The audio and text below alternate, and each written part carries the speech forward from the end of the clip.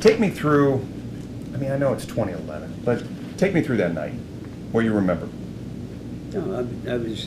You said it was a graduation party? Yeah, it was an all-class reunion. Class reunion. For my high school, and my brothers and friends all gather for that event. So it was a night of friends enjoying, the reunion and sharing old stories and new memories. And so I made the decision to actually drive from there rather than to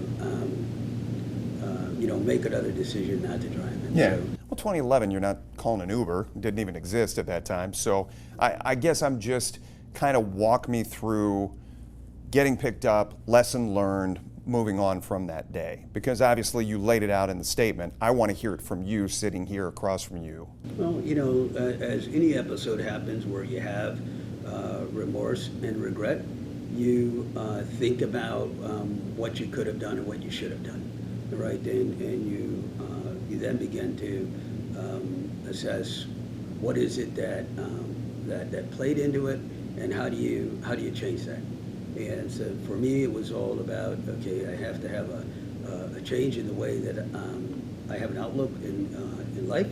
And so I chose to get more immersed in my physical self, because that is a sense of judgment on your own self when you choose to make a decision that really is the wrong decision, is that you begin to say, how do you change yourself?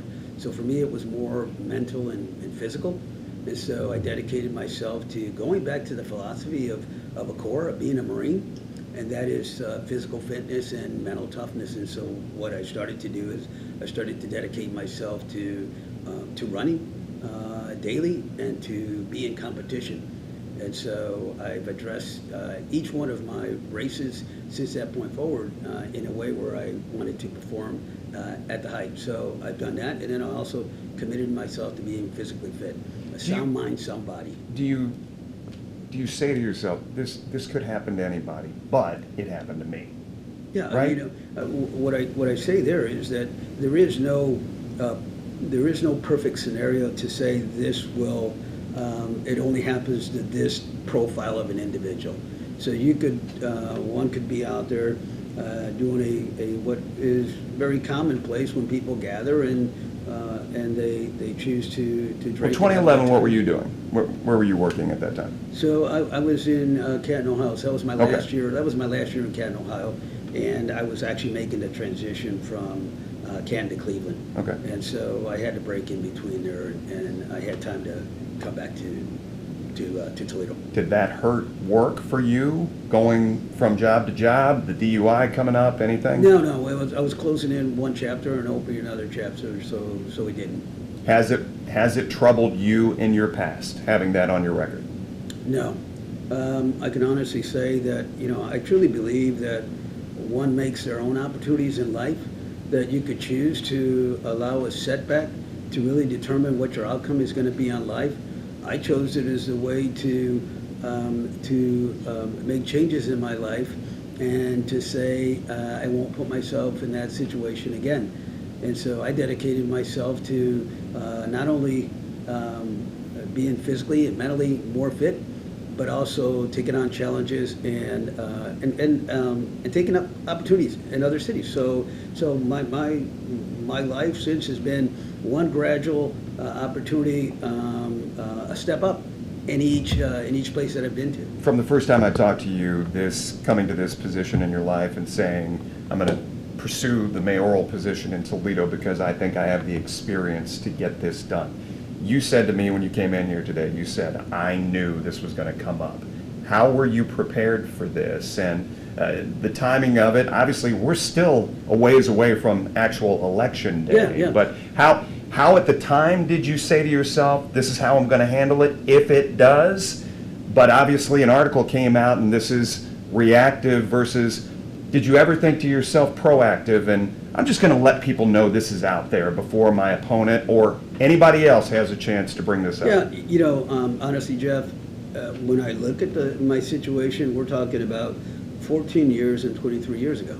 That's the reality. That's the reality of the poor decision on my part. 14 years and 23 years ago, what does that And so, mean? so that means from the class reunion, Okay, which was in 2011. okay. So what I mean is that's the amount of years that we're talking about, right? It's not we're not talking about it being yesterday or last week. So when one runs for office, you have to look at the entirety of your history, and to say at any one point, if you have an opponent that so feels desperate to actually try to change the course of the dialogue, that's going to happen. And I do think Is that what happened here? Well, I think what happened, Jeff, is I think that I have an incumbent who thought he had a very easy race going into the general election. And I think in the course of what's happened in the last 45 days since the primary, I think our campaign has actually kicked it up another gear. And we've actually gotten stories out there that have caused the administration to actually respond to some of their shortcomings. And so I do believe that this is one of those attempts at misdirection to say, okay, let's try to, let's try to divert here the reality of the situation. We have issues that we need to debate. We have issues that we need to talk about. And the current administration, the mayor, has not been very vocal at all about any of the issues. And I could list down a number of those issues, but most recently Rocky Ridge. And so we are at the 11th hour of a decision being made on this, and we've yet to hear from the mayor on his position with this development. And so I do believe that this played into that, and I was informed that it did come from the opposition. So that's how I knew. Who told you that? How did you find that out, or is that something you can't share? It's something I can't share. Okay. Talk to me about politics itself, because I consider it a very filthy, filthy run, because it does get dirty. It does get mean. Yeah. We've seen it in so many races. Why? You have a track record as far as business success is concerned. Yeah. Why put yourself through this? When you can't attack the record of the individual, and I have a stellar record when it comes to economic and community development. You go to any administration that I've worked for, any mayor that I've worked for, and they will tell you that the performance has been well documented, and I've received achievements for that. When you can't poke at that, then you try to find something else, and something that's not even related. Frankly, I appreciate that we now have the opportunity to actually be able to now debate the real issues. And this is a call to the mayor to actually get to the real issue of the campaign. And that is, defend your 8 years. Because I can defend my record and defend your 8 years. I care not to know about his personal life. I don't. Not that it would be interesting. It doesn't matter. To the voter, it doesn't matter. What they want to know is, how is it going to impact them? How's it going to impact their pocketbook? How's it going to impact their environment? How's it going to impact their neighborhoods?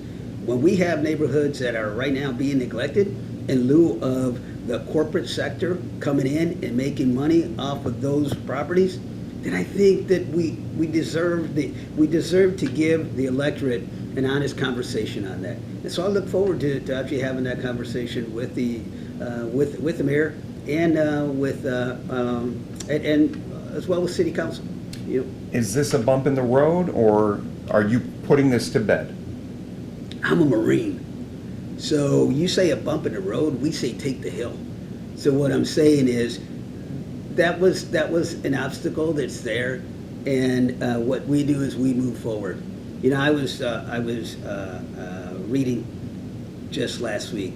Someone was calling to question whether our campaign was moving forward, and I chuckled at that because There was a Facebook post, right, that you guys were suspending. It was an error. Yeah, Is that what you're referring to? But I'm actually referring to the media, and since we're interviewing with you, I didn't want to call the other media, but a media actually asked me to make a decision on moving forward and encourage me to move forward. And so I simply say, this is an obstacle, but it... Encourage you to move forward as in move on, get out, move- or? No, as move forward with the race. Oh, okay. And so I think what this does is it just hardens my resolve in running for mayor for the city. And I certainly hope that the voters see that for me, it's about having challenges in life, having setbacks in life, but not let that determine the outcome or what you can do.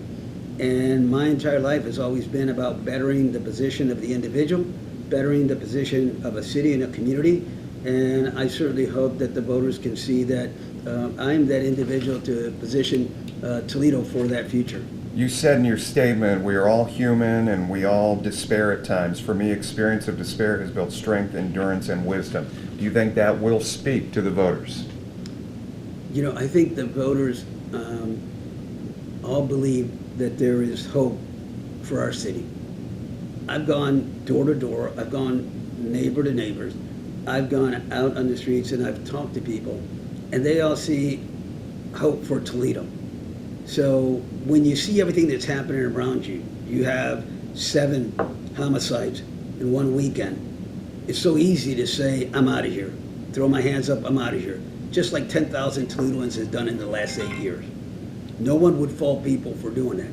But I think what people need to see is that in that time of despair, you really need to call on something else, something within you. I'm a man of faith. So I can certainly tell you, Jeff, that I have prayed often on this blessed opportunity that I've been given. You know my situation. If you knew my childhood, you would never think that a child growing up in that environment would be in a position where he's one step away from being the mayor of the big city. And so you have to have that. And so when I say that is, it's a setback, but I use that as a way to catapult opportunities for the campaign and also for the city. What have you heard from people today? You know, And I'm not speaking in generalization. I'm talking specifically. Are there words of support? Are there words of encouragement based on this report? I have a loss for words when it comes to the support that has been coming from the community. You know, folks that I know, folks that I don't know, and the words of encouragement and the words of I've been there, the words of no one is perfect. I just even more hardened in my resolve that the right thing to do is to have this moment be that pivotal moment in a campaign here in Toledo that will turn the tide. Folks are saying they've had 8 years of proof already of an administration that hasn't delivered for them. And it may have delivered for the special interests. It may have delivered for the corporate giants here of the city, but it hasn't delivered for everyday Toledoans. And I stand with them to say, I'm one of you.